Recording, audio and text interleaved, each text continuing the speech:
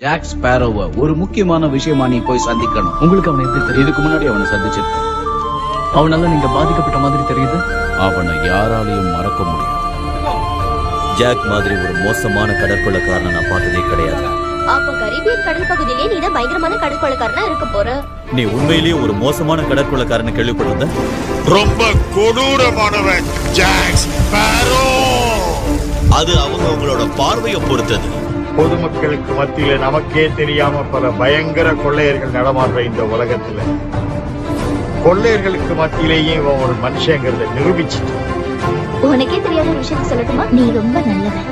அவன மாதிரி ஒரு கேப்டன் கிடைக்க மாட்டான். இந்த கப்பலை எப்படியே விட்டுட்டு நம்ம தப்பிச்சு போறோம். ஜாக், ஏன் இப்படி சொல்ற? இதை விட நீங்க தான் முக்கியம். பலமுறை ஜாக் எங்களை ஏமாத்திருந்தாலும் கடைசியில எங்களை காப்பாத்துறதுக்காக அவன் உயிரையே